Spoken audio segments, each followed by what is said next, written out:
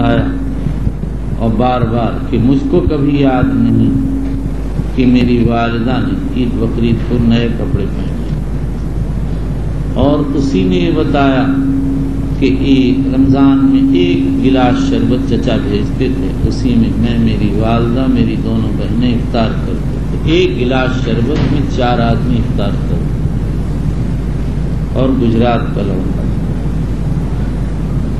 آپ لوگ سوچتے ہیں کہ بہاری بنگالی بہت لالچی ہو گئے، ہر وقت ان کے دل میں مال کی محبت گھسی ہوئی ہے، یہ سمجھتے ہیں کہ بس گجرات میں نوکری کر لیں گے فائدہ۔ یہ گجرات کی بات بتا رہا ہوں۔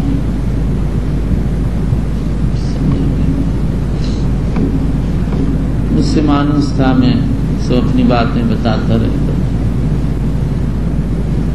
میں اس کے پاس گیا، بڑی غربت تھی اس کے گھر میں، تو میں نے پوچھا تیرا گزر کیسے ہوتا؟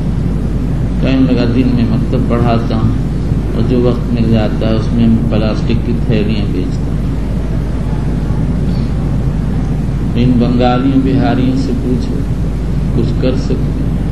اچھا وہ ایسا ہے ماشاءاللہ بارک اللہ کہ وہ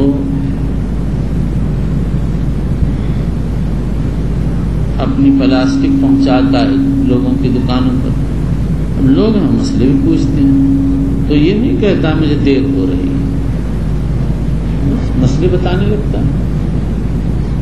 روزی جس کے ہاتھ میں ہے وہ دے گا، وہ برکت دے گا، مجھے جو کرنا چاہیے وہ میں کروں گا، مسئلے بتاتا ہے۔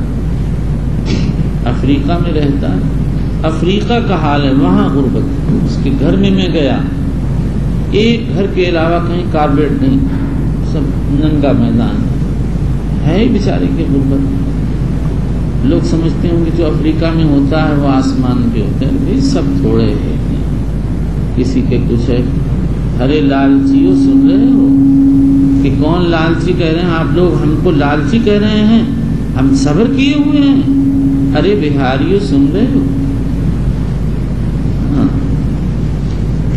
بہت کہ بہاری کا مصداق طے کیجیے، جتنے پورب کے ہیں سب بہاری، اس میں بنارسی بھی داخل ہے، اس میں جون پوری بھی داخل ہے، third and third and third and third. U P کے 3 حصے ہیں، فرسٹ میں ہم لوگ ہیں، اور نکھلؤ سیکنڈ ہے، اور اس سے آگے سب تھرڈ ہے، اور تمام تھرڈ ایئر کمپنی بہار ہے۔ اس کو غصہ آتا ہے کہ آپ ہمیں ایسی بات کہہ رہے ہیں، اور کیا؟ بچوں کو میں بھی وہیں کام بچوں میں جانتا ہوں، غربت کی کثرت نے یہ سب کر دیا ہے۔ لوگ سمجھتے کچھ ہے نہیں، دین اگر آئے نا تو پھر قدر ہوتی ہے، جب دین کا علم ہی نہیں ہے تو وہ کیسے قدر کریں گے کہ بھائی یہاں یہ ہونا چاہیے۔ اللہ کو راضی کرو بچوں، روزی تو سب اللہ کے دینے سے آتی ہے۔ میں تم سے سچ کہتا ہوں، کلکتے میں میں حاجی صاحب کے یہاں بیٹھا کھانے کے لیے، مختلف 9 کھانے رکھے ہوئے تھے، کوفتے بھی تھے، متنجن بھی تھا، قورمہ بھی تھا، پلاؤ بھی، زردہ بھی، شامی کباب، یہ وہ، اور میں ایک چیز نہیں کھا سکتا تھا، میری طبیعت خراب۔ میں نے کہا سبزی ہو تو لے آؤ۔ جب سبزی آئی تو روٹی اور سبزی میں نے اسی دسترخوان پہ سب کچھ، اور میں اسی پہ بیٹھا وہ سادہ کھانا کھا رہا ہوں۔ اسی کا نام تقدیر ہے، اور کیا چیز ہے؟ سامنے سب کچھ نہیں کھا سکتا، تقدیرات الہی سے سب ہوتا ہے۔ پھر جب یہ یہاں تک بات پہنچی ہوئی ہے تقدیر کی کہ سامنے ہے اور نہیں کھا سکتے ہیں، تو کیوں خدا پہ بھروسہ نہیں کرتے کہ اگر جو ہے مقدر میں ہے تو مل کے رہے گا، نہیں ہے تو سر مار کے بھی نہیں ملے گا۔ چلیے تم لوگ اتنے حریص ہو، لالچی لالچی اینڈ لالچی اینڈ لالچی، ڈبل لالچی۔ کون؟ بہاری بنگالی۔ ایک بنگالی صاحب نے اپنی بیٹی بھیجی، جاؤ گجرات پڑھ کے آؤ، گریجویٹ مولون ہو جاؤ گی۔ میں نے کہا جاہل بیوقوف، نتیجہ یہ ہوگا عوام میں چرچا ہوگا، پھر یہی لڑکیاں آ کے آوارگی کریں گی، خاوندوں کو پریشان کریں گی۔ آج جو گھر کو سنبھالتی ہیں، خاوند سے محبت کرتی ہیں، کل وہی گھر کو برباد کریں گی، اپنے خاوندوں کو فرمائش کے بوجھ میں دبا دیں گی۔ وہ بیوی کیا ہوئی جو خاوند کو جو ہے پریشان کر دی. چلیے بنگالیوں کا دماغ ہی عجیب ہے. ایسا لگتا ہے ان بنگالیوں کو جو یہ سب کرتے ہیں ان کا دماغ ذرا سا قینچی سے قطر دینا چاہیے. ادھر سے چھانٹ دو ادھر سے چھانٹ دو سب ٹھیک ہو جائیں. نہیں کیا ٹھیک ہوں گے؟ جب تک تقویٰ نہ ہوگا بچوں اور فہم دین نہ ہوگا کوئی نہیں سمجھے گا. آپ ان بڑے خاندانوں کو دیکھو کہاں ان کی لڑکیاں پڑھتی. مولانا علی میاں صاحب کے گھرانے کی, مولانا حسین احمد مدنی کے گھرانے کی, حضرت شیخ کے گھرانے کی. کہاں لڑکیاں کالج میں پڑھتی ہیں, کہاں اسکول میں پڑھتی ہیں. کیا ان کو کوئی نہیں پوچھتا؟ سب تقدیر سے ہوتا ہے بھائی. اور تمہاری تھرڈ قسم کی لڑکیاں وہ اگر پڑھ ہی لیں گی تو کیا تیر مار لیں گی کہ تھرڈ, آپ تھرڈ کہہ رہے ہیں اور کیا. یہ جو بڑے بڑے خاندان ہیں جن کی نسب ثابت ہیں ان کی نوعیت دیکھ لو اور اپنی دیکھ لو. یہ میں نہیں کہتا جتنے دنیا میں سادات ہیں سب ایسے ہی ہیں, شیوخ سب ایسے ہیں. دیکھا ہے بھائی اسی سہارنپور میں ایک صاحب جا رہے ہیں اپنی بیوی کو لیے, بیوی سید زادی ہے بالکل بے پردہ. اسی لائن میں تھا, اسی اندر بیٹھنے کے لیے ریل میں جا رہے. میری سیٹ آگے تھی, میں وہاں بیٹھ گیا. ان لوگوں کی سیٹ پیچھے تھی کہ ریل میں بھی سیٹ, ہاں شتابدی تھی اس میں مجھے جانا تھا, اس میں تو سیٹ ہوتی ہے. چلیے وبالاسناد المتصل من الى امير المؤمنين في حديث رسول الله صلى الله عليه وسلم ابي عبد الله البخاري رضي الله تعالى عنه قال باب موعظه الامام النساء يوم العيد. امام بخاری کہتے ہیں امام کو یہ چاہیے کہ عورتوں کو بھی واعظ و نصیحت کرے. حافظ ابن حجر نے کہہ دیا اذا لم يسمعن الخطبه مع الرجال, اگر اور مردوں کے ساتھ وہ خطبہ نہ سن پائیں تو امام ان کو مستقل طور پر واعظ و نصیحت کرے. ہمارے حضرت شیخ فرماتے ہیں کہ خطبہ اور چیز ہے اور وعظ و نصیحت اور چیز ہے. میرا خیال یہ ہے کہ خطبے کا مقصد بھی تو وعظ و نصیحت ہی ہے, اور حدیث سے ثابت ہے کہ حضور نے عورتوں کو اسی لیے وعظ و نصیحت کی تھی کہ آپ کو یہ خیال ہوا کہ آواز مبارک عورتوں تک نہیں پہنچی. چلیے وبه قال حدثنا اسحاق بن ابراهيم بن نصر قال حدثنا عبد الرزاق قال اخبرنا ابن جريج قال اخبرني عطاء بن جابر بن عبد الله قال سمعته يقول قام النبي صلى الله عليه وسلم يوم الفطر فصلى فبدا بصلاه الصبح. ادھر والوں کو نہ کہہ دینا, میں ان کو بہاری کہہ دیا ورنہ میرا داخلہ بند کر دیں گے, سب لڑیں گے مجھ سے. بھائی یہ پارٹی. چلیے فصلى فبدا بصلاه. میں نے ایک دن تقریر میں کہہ دیا, اپنے گاؤں میں بیٹھا ہوا تو میں نے کہا آپ لوگ سیکنڈ یو پی ہیں. ایک عالم بیٹھے تھے, کہنے لگے یہ کب سے ہو گیا. میں نے کہا میں نے تقسیم کر دیا, آپ لوگ سیکنڈ یو پی ہیں. سمجھ گیا کہ یہ تفریح کر رہے ہیں. چلیے چپ ہو گئے پھر. چلیے فصلى فبدا بصلاة ثم خطب فلما فرغ نزل فأتى النساء فذكرهن وهو يتوقف على يد بلال وبلال باسط ثوبه تلقي فيه النساء صدقة قلت لعطاء اس زكاة. سے معلوم ہوا عورت اپنے مال میں سے خاوند کی بلا اجازت صدقہ کر سکتی ہے. یہی جمہور علماء امام ابو حنیفہ, امام شافعی وغیرہ کا مذہب ہے. بعض تابعین کہتے ہیں عورت بلا اجازت کے اپنے مال کو صدقے میں خرچ نہیں کر سکتی مطلقاً. امام مالک فرماتے ہیں اور یہی امام احمد کی ایک روایت ہے کہ 1/3 کے اندر اندر تو کر سکتی ہے, اس سے زائد بلا خاوند کی اجازت صدقہ نہیں کر سکتی ہے, کیونکہ روایت میں لا تجوز عطیۃ امرأۃ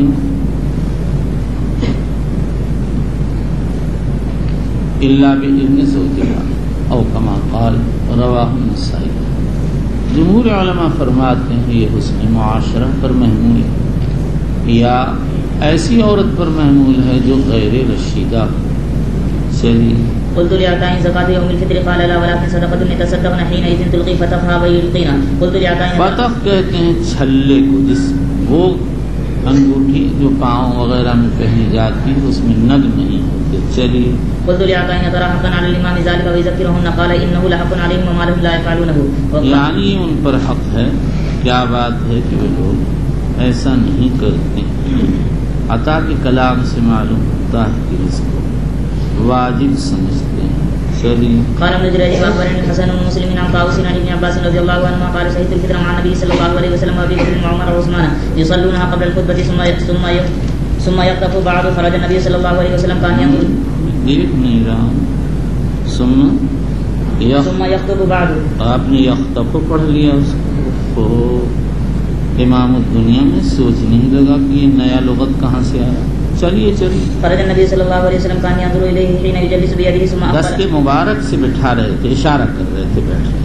چلیے. ثم اقبل يسوقهم حتى جاء النساء معه بلال فقال يا ايها النبي اذا جاءك المؤمنات يبايعنك قال آية ثم قال حين فرغ منها انتن على ذلك فقالت امرأة واحدة. یعنی آیت پڑھ کر آپ نے فرمایا اس آیت میں جو جن امور کا تم سے مطالبہ کیا جا رہا ہے تم اس کا اقرار کرتی پر قائم. چلیے. فقالت امرأة واحدة منهن لم يجبه غيرها نعم لا يدري حسن من هي. قال لا يدري حسن من هي. حسن سے حسن ابن مسلم نے نام راوی حدیث مراد. مسلم میں یہاں واقع ہو گیا لا يدري حينئذ. حفاظ کی جماعت کہتی ہے تحریف ہے اور حسن کا حينئذ بن گیا. امام نووی فرماتے ہیں کہ اس کی توجیہ ممکن ہے نہیں، اس وقت پتہ نہیں چلا. سوال یہ اگر یہ بات ہے تو کسی روایت میں کہیں تو انہوں نے بعد میں بتایا ہوتا کہ بعد میں پتہ چل گیا تھا. چلیے. قال فتصدقنا فبسط بلال ثوبه ثم قال هلم لكن في نبي وامي فيلقين الفتح والخواتيم في ثوب بلال. قال عبد الرزاق الفتح والخواتيم والعظام كانت في الجاهليه. جاہلیت کی عورتیں ہاتھ پاؤں میں پہنتی تھیں، اس میں نگ نہیں ہوتے تو ہمارے اردو میں اس کو چھلا کہا جاتا ہے. چلیے. وبالاسناد المتصل من الى امير المؤمنين في حديث رسول الله صلى الله عليه وسلم في عبد الله البخاري رضي الله تعالى عنه قال باب اذا لم يكن لها جلباب في العيد. باب اذا لم يكن لها جلباب في العيد. اگر عورت کے پاس جلباب نہ ہو تو کیا کرے؟ جلباب ایک کپڑا ہوتا ہے اوڑھنی سے بڑا.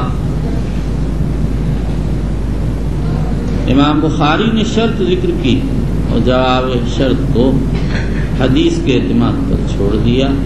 حاصل اس کا یہ ہے کہ اگر عورت کے پاس خود نہ ہو تو اپنی کسی سہیلی کے ساتھ اس کے جلباب میں شریک ہو جائے. علامہ عینی نے یہی بات لکھی ہے. حافظ ابن حجر اسقلانی فرماتے ہیں مصنف نے جواب شرط اس لیے حذف کر دیا کہ حدیث میں آیا ہے لِتُلْبِسْهَا صَاحِبَتُهَا مِنْ جِلْبَابِهَا. اس میں دو احتمال.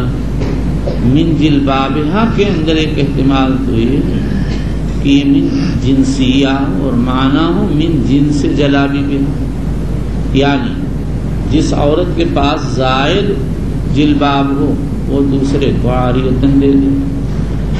دوسرا احتمال یہ ہے کہ من تبعیضیہ اور مطلب یہ ہو کہ عورت اپنی جلباب میں دوسرے کو شریک کر لے.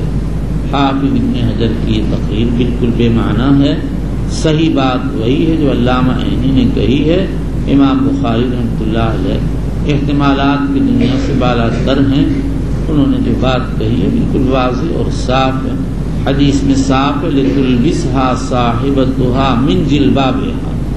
جس کے پاس زائد جلباب ہو عاریت دے دے، جس کے پاس زائد جلباب نہ ہو دوسرے کو اپنے ساتھ شامل کر لے.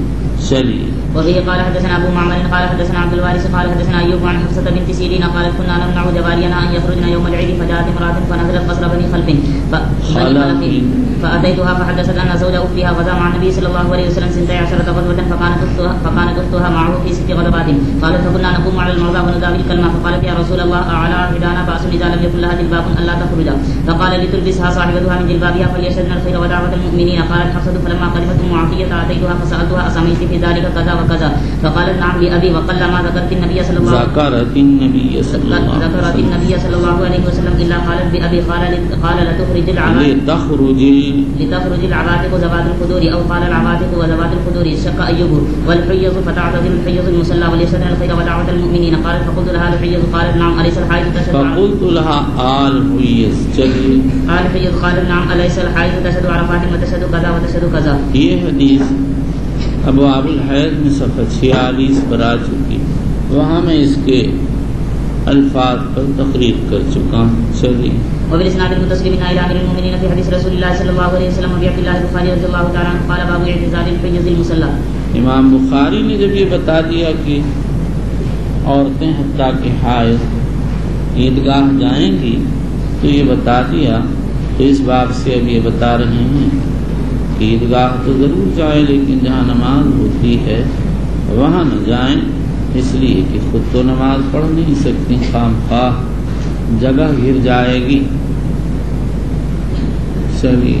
وبه قال حدثني محمد بن مسنى قال حدثنا ابن ابي عبد عن ابن عون بن محمد قال قال ابن عون ابن عون کیا تم پاگل ہیں؟ ابن عون کیا چیز ہے؟ عن ابن عون عن محمد قال قال ابن عطية امرنا ان نخرج فنخرج الحيض والعواتق وذوات الخدور وقال ابن عون او العواتق وذوات الخدور فاما الحيض فيشهدن جماعة المسلمين ودعوتهم ويعتزلن مصلاهم. وبالاسناد المتصل منا الى امير المؤمنين في حديث رسول الله صلى الله عليه وسلم ابي عبد الله البخاري رضي الله تعالى عنه قال باب النهر والذبح يوم النهر بالمصلى.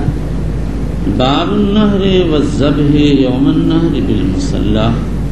نہر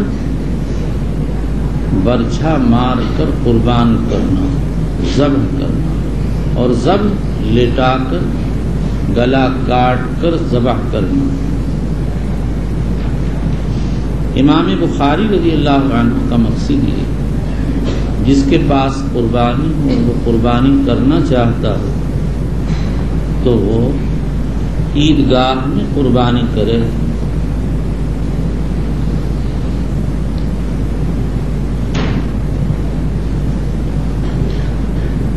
مالکیہ کہتے ہیں امام کو تو عیدگاہ میں قربانی کرنا چاہیے تاکہ لوگ قربانی سیکھ لیں اور کوئی ان سے پہلے قربانی نہیں کرے. جمہور علماء کے نزدیک لوگوں کی قربانی کے لیے امام کی قربانی شرط نہیں ہے، اس لیے ان کے مسلک پر مطلب یہ ہے کہ عیدگاہ میں قربانی کی جائے تاکہ شعائر اسلام کا اظہار، لوگوں کو قربانی کی رغبت اور مساکین کو فائدہ ہو. اس لیے کہ جب عیدگاہ میں قربانی کی جائے گی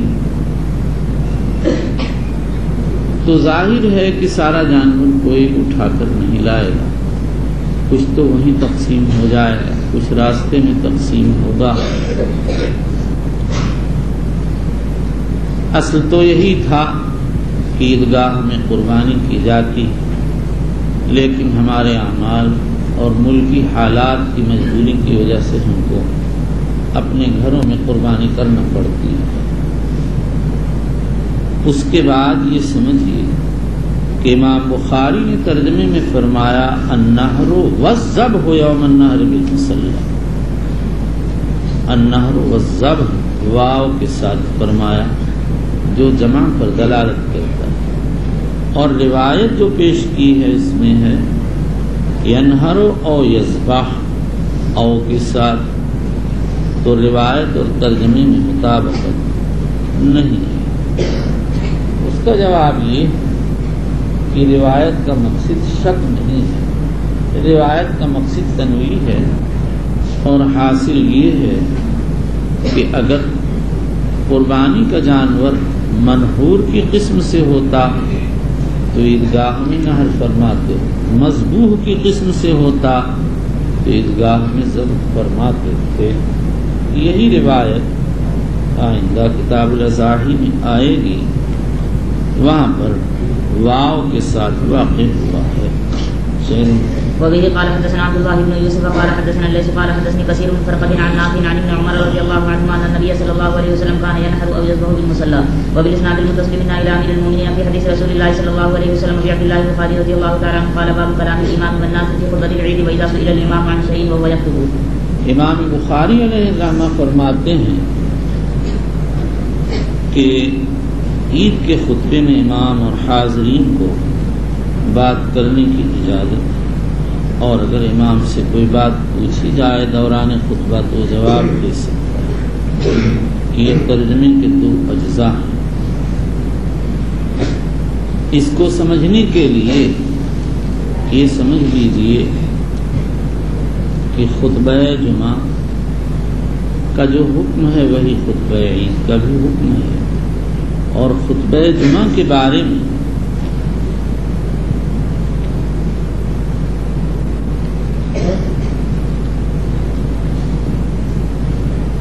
شافعیہ فرماتے ہیں کہ اس کا سننا سنت ہے، امام اور قوم کلام کرنا جائز ہے۔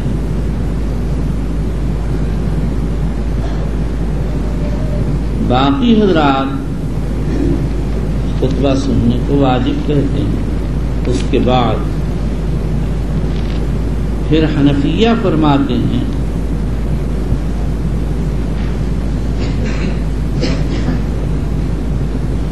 کہ خطبے میں کلام کرنا مکروہ، صرف خطیب کو امر بالمعروف اور نہی عن المنکر کی اجازت،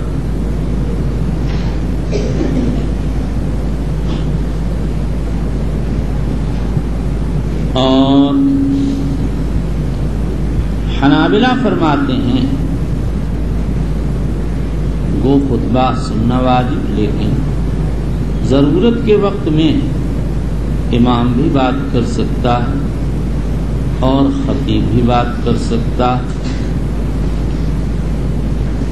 مالکیہ فرماتے ہیں کہ امام کو امر بالمعروف اور نہی عن المنکر کی اجازت ہے،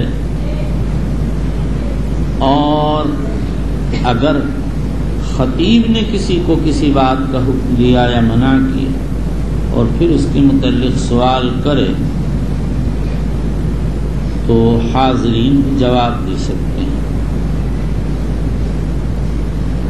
امام بخاری رحمۃ اللہ علیہ کے نزدیک حنابلہ کا مذہب بظاہر راجح ہے، ان کے ہاں تو اجتماع انصات واجب، لیکن بضرورت امام بھی کلام کر سکتا ہے اور سامعین بھی، اور اگر امام سے دوران خطبہ کوئی بات پوچھی جائے تو امام جواب بھی دے سکتا ہے۔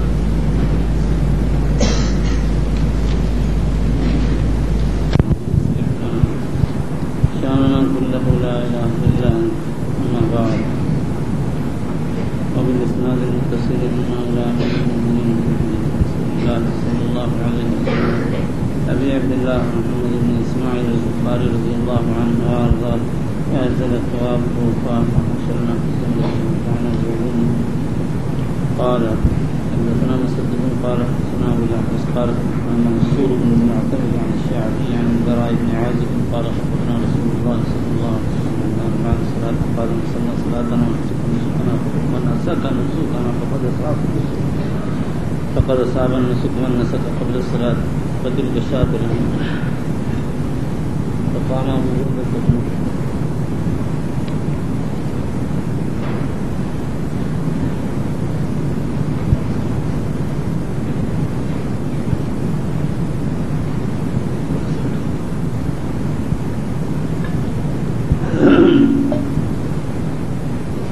فقام أبو بردة بن عالم فقال يا رسول الله لقد نسكت قبل أن نخرج إلى الصلاة وعرفت أن اليوم يوم أكل وشرب فتعجلت وأكلت وأطعمت أهلي وجيراني فقال رسول الله صلى الله عليه وسلم ذكر شاة اللحم قال فإن عندنا عندي عناقا جذعة لهي خير من لحم شاة اللحم فهل تجزي عنه قال نعم لن تجزي عن أحد بعد الجلي بسم الله الرحمن الرحيم وبالاسناد المتصل بنا الى امير المؤمنين في حديث رسول الله صلى الله عليه وسلم ابي عبد الله البخاري رضي الله تعالى عنه قال حدثنا حامد بن عمر عن حماد بن زيد عن ايوب عن محمد ان انس بن مالك رضي الله تعالى عنه قال ان رسول الله صلى الله عليه وسلم صلى يوم النحر ثم خطب فامر من ذبح قبل صلاته ان يعيد ذبحه فقام رجل من الانصار فقال يا رسول الله جيران لي اما قال به فساده واما قال به فقر اني ذبحت قبل صلاتي وعندي انا فخر کے معنی میں چلیے وعندي انا كل احب الي من شاة لحم فرقص له فيها وبه قال حدثنا مسلم قال حدثنا شعبة عن الاسود عن جندب قال صلى النبي صلى الله عليه وسلم يوم النحر ثم خطب ثم ذبح وقال من ذبح قبل ان يصلي فليصبح اخرى مكانها ومن لم يصبح فليصبح بسم الله وبالاسناد المتصل بنا الى امير المؤمنين في حديث رسول الله صلى الله عليه وسلم ابي عبد الله البخاري رضي الله تعالى عنه قال باب من خالف الطريق اذا رجع يوم العيد. امام بخاری رحمہ اللہ کہتے ہیں اگر آدمی عیدگاہ سے واپسی پر راستہ تبدیل کر دے تو سنت میں اس کی اصل موجود ہے. حضرت جابر کہتے ہیں کان نبی صلی اللہ علیہ وسلم اذا کان یوم العید خالف الطریق، لیکن یہ کوئی امر لازم نہیں ہے، اس لیے کہ ابو داؤد میں ایک روایت میں وارد جس راستے سے جاتے تھے اسی راستے سے واپس بھی آتے تھے. یہ کہا جائے گا آپ نے دونوں بھی عمل کیا، لیکن واپسی کے وقت راستہ تبدیل کرنے کی یقیناً کوئی نہ کوئی حکمت ہوگی. سب سے آسان حکمت یہ ایسا اس لیے کرتے تھے تاکہ دونوں راستے شہادت دیں، یا دونوں راستوں کے سکان شہادت دیں، یا دونوں راستوں کے لوگوں سے ملاقات ہو جائے، یا جو لوگ ضعیف و کمزور ہیں عید میں نہیں آ سکے ان کی زیارت ہو جائے، یا قید قائدین سے حفاظت ہو جائے. اس پر اشکال یہ ہے کہ جب دو راستے متعین تھے تو قائد تو کسی ایک جگہ قید کر سکتا ہے، پھر راستہ تبدیل کرنے سے کیا فائدہ ہوگا. اور یا اس لیے کرتے تھے تاکہ راستے کی تبدیلی فعل نیک بن جائے، حالات کے انقلاب کے لیے کہ پہلے سے حالت اچھی آگے آئے گی دوسری حالت آئے گی. وقیل غیر ذلک. وبه قال حدثنا محمد قال اخبرنا ابو دميلة يحيى بن واضح عن فليح بن سليمان عن سعيد بن الحارث عن جابر رضي الله تعالى عنه قال كان النبي صلى الله عليه وسلم اذا كان يوم العيد خالف الطريق تابعه يونس بن محمد عن فليح عن سعيد عن ابي هريرة رضي الله تعالى عنه حديث جابر صحيح. یہاں اشکال یہ ہے یہ تو مطابقت نہیں ہے، مخالفت ہے، اس لیے کہ یحییٰ بن واضح تو کہتے ہیں عن فلیح عن سعید عن جابر، اور یونس بن محمد کہتے ہیں عن فلیح عن سعید عن ابی ہریرہ. اس کا ایک جواب یہ ہے کہ مطابعت سے مراد اصطلاحی مطابعت نہیں ہے، دونوں راویوں کا منتہا ایک ہی صحابی صاحب. یہاں مطابعت سے مراد شہادت ہے، یعنی یہ سند ثانی سند اول کے لیے شاہد ہے، لیکن یہ بالکل خلاف اصطلاح جمہور ہے. اور صحیح جواب یہ ہے کہ یہاں بخاری شریف کے نسخوں میں اختلاف ہے. یہاں ابو مسعود دمشقی کے نسخے میں واقع ہوا ہے تابعہ یونس بن محمد عن فلیح وقال محمد بن الصلب عن فلیح عن سعید عن ابی ہریرہ. یہ نسخہ صواب ہے، اور حاصل یہ ہے کہ اس روایت کے صحابی میں روات میں اختلاف. یحییٰ بن واضح تو کہتے ہیں عن جابر، اور انہی کے دوسرے رفیق محمد بن الصلب کہتے ہیں عن ابی ہریرہ. امام بخاری رضی اللہ عنہ نے تابعہ یونس بن محمد کہہ کر یحییٰ بن واضح کی روایت کی تقویت کر دی کہ یحییٰ عن جابر کہنے میں منفرد نہیں ہے، بلکہ ان کی مطابعت یونس بن محمد کر رہے. اسی لیے بخاری کہتے ہیں حدیث جابر اصح، جابر کی حدیث اصح ہے یعنی محفوظ ہے، اور محمد بن صلب کی حدیث غیر محفوظ ہے، کیونکہ جابر سے نقل کرنے والے دو ہیں اور ابو ہریرہ سے نقل کرنے والے تنہا محمد بن صلب ہیں. والاثنان اولی بالحفظ من واحد، لیکن ابو علی غسانی رحمۃ اللہ علیہ نے یہاں پہنچ کر امام بخاری رضی اللہ تعالیٰ انہوں نے ابو مسعود دمشقی نے یہاں پہنچ کر بخاری کی مخالفت کی ہے، اور اس کی وجہ یہ ہے کہ فلیح سے اس روایت کو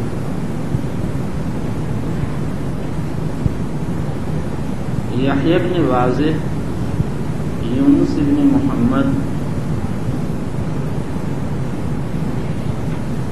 حیثم ابن جمیل اور محمد بن سلط نقل کرتے ہیں۔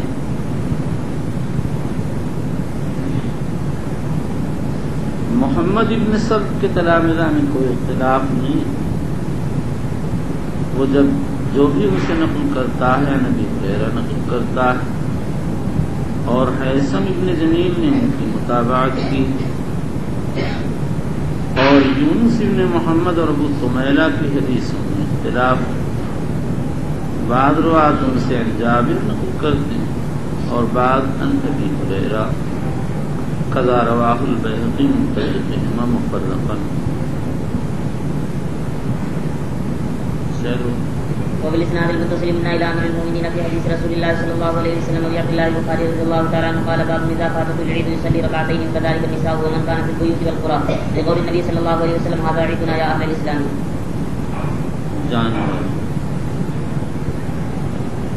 امام بخاری رضی اللہ تعالیٰ عنہ نے اس ترجمۃ الباب سے یہ مسئلہ بیان کیا ہے کہ اگر کسی کی نماز عید فوت ہو جائے اور وہ نماز میں پہنچ نہ پایا، نماز ختم ہو گئی، تو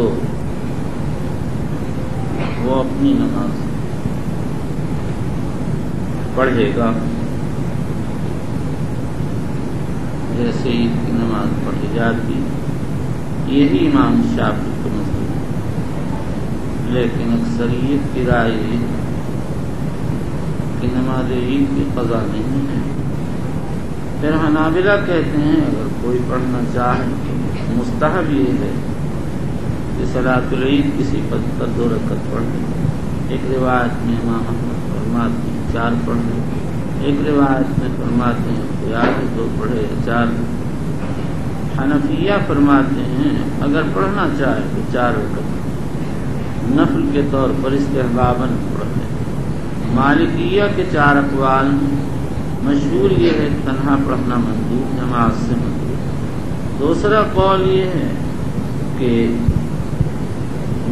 انفراداً و اجتماعاً ہر طرح پڑھنا مندوب ہے، اور تیسرا قول ہے اگر عذر سے فوت ہوئی تو نماز سے پڑھنا مندوب، بلا عذر فوت ہوئی تو تنہا، اور چوتھا قول یہ کہ مطلقاً مندوب۔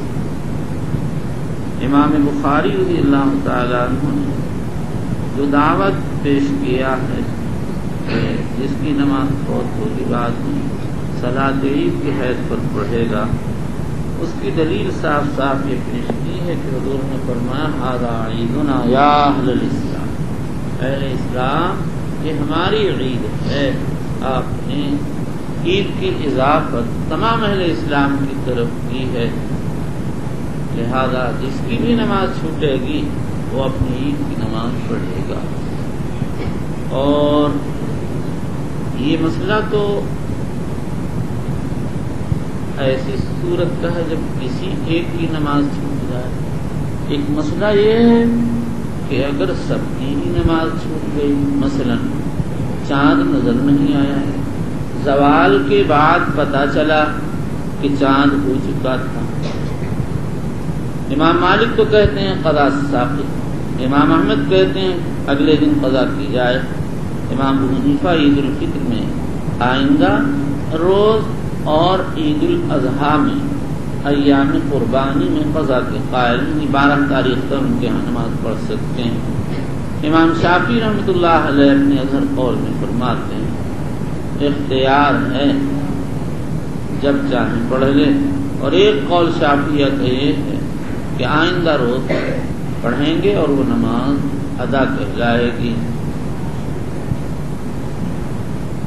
امام ابو داؤد رحمۃ اللہ علیہ نے اس کے لیے ترجمہ منعقد کیا اور ابو عمیر بن انس کی روایت اس کو انہوں نے اپنے عمائم سے نقل کیا پیش کی، اپنے عمام سے نقل کی پیش فرما۔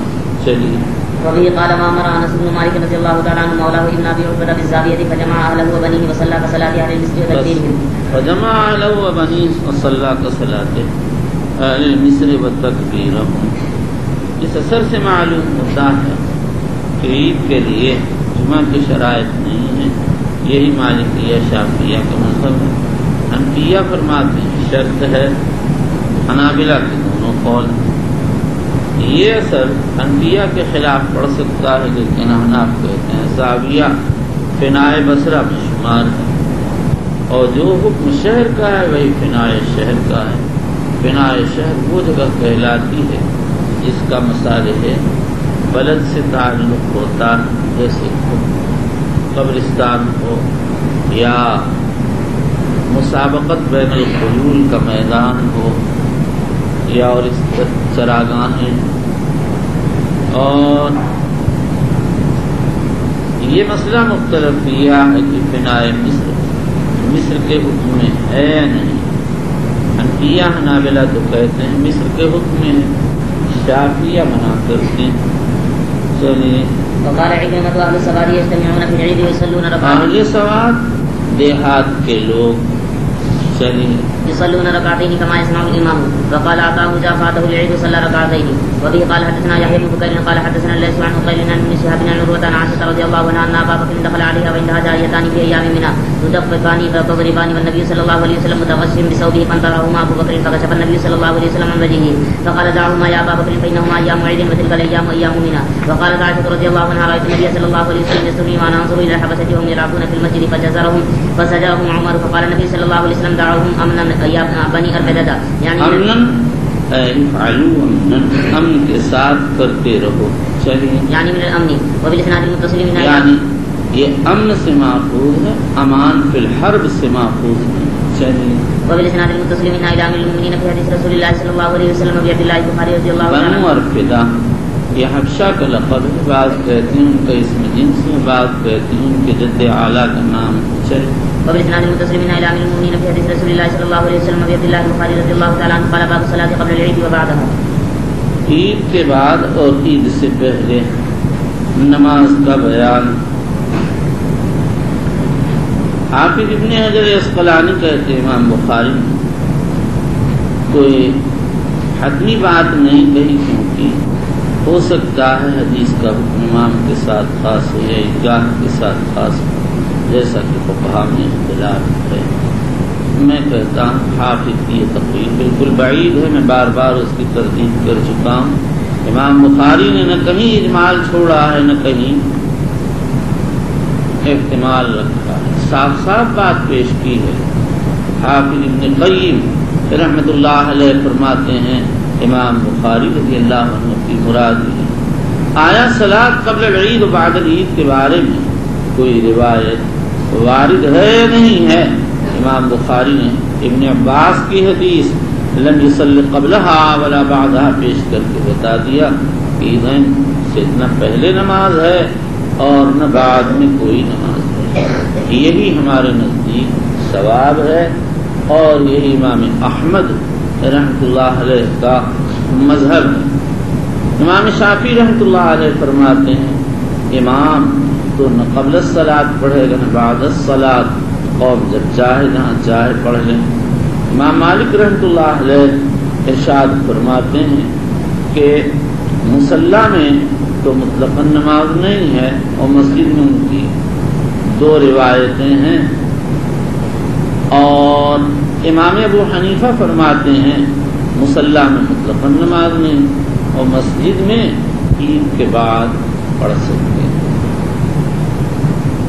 تو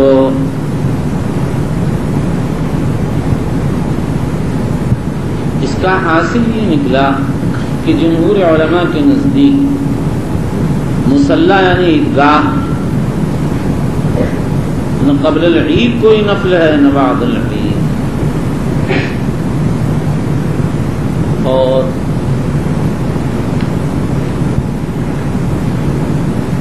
یوں نزدیک قبل العید کوئی نفل نہیں ہے۔ شافعیہ کے ہاں ماسو الامام کو اختیار، اور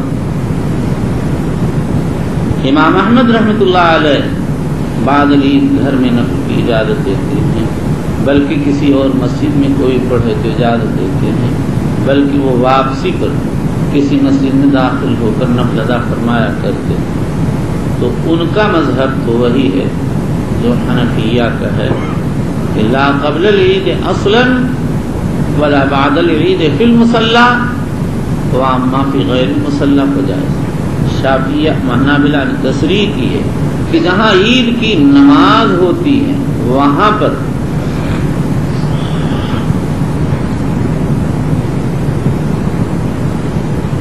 عید سے پہلے اور عید کے بعد کوئی نماز نہیں پڑھی جائے گی۔ چلیے وبه قال وقال ابو المعلى سمعت یہاں میں نے لکھا تھا، یہی مذہب نقل کیا تھا، چھوٹا سا نقل کیا تھا، یادداشت کے طور پر اب تو بڑھا دیا، باب الصلاۃ قبل العید۔ وہ بعد پھر حافظ کی بات لکھی، پھر لکھا کہ اس میں اختلاف ہے، احمد کا مذہب فلاں ہے، اس کے بعد یہ لکھا تھا وهو الذي مال إليه المصنف كما قرره ابن القيم۔ تو یہ کما قرره ابن القيم جو ہے پیوندکار برادری نے اٹھا کے سوچا یہاں کہاں آپ کہاں تشریف لائے گئے، اٹھا کر ایک اور جگہ پہنچا دیا۔ پہلی حدیث میں دعهما يا أبا بكر فإنها أيام، وہاں ایک حوالہ دیا تھا، آپ نے وہاں لکھ دیا لیجیے سر کما قرر ابن القیم۔ میں نے کہا یہ کہاں تقریر کر رہے ابن قیم بے جگہ آ کر کے، یہ تو کمپاؤنڈ اور لوگوں کا ہے، ابن قیم کو یہاں کیا حق ہے یہاں گھسنے کا؟ پتہ یہ چلا کہ ان لوگوں نے گھسا دیا۔ ارے کون لوگ؟ یہ مولانا اسماعیل صاحب جو باہر بیٹھ گئے ہوں گے شرم کے مارے، چلیے ان سے کہیں جگہ دیجیے، بڑے شخص ہیں، کہیں ایسی جگہ دیجیے کہ نظر آئیں۔ وبه قال وقال ابو المعلى سمعت سعيدا عن ابن عباس رضي الله عنهما كره الصلاة قبل العيد. وبه قال حدثنا ابو الوليد قال حدثنا شعبة قال اخبرني ابي بن ثابت قال سمعت سعيد بن جبير عن ابن عباس رضي الله عنهما ان النبي صلى الله عليه وسلم خرج يوم الفطر فصلى. ایسے اسماعیل کہتا ہے اب میرے جیسے بھی نہ ملیں گے، صحیح کہتا ہے۔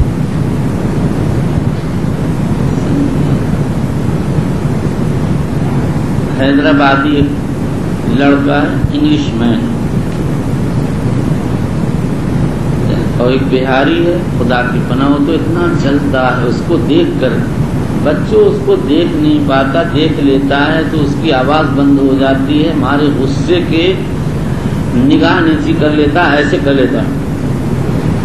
میں نے کہا بھی کیا چیز ہے، کم وقت، حاسد ہے حاسد۔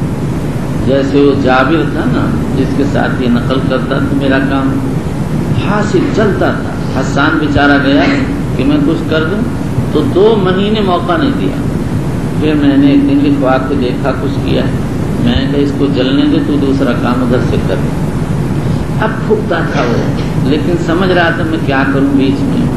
میں نے کہا دیکھیے آپ کے اکیلے کا بس کے کام نہیں ہے، اس کو کرنے دیجیے۔ اور واقعی ان سے اچھا کیا، جہاں بھی نقل کیا ان سے صاف، ان سے اچھا کیا ہے۔ ہم بی تھرڈ مین خام خام، اور اکولا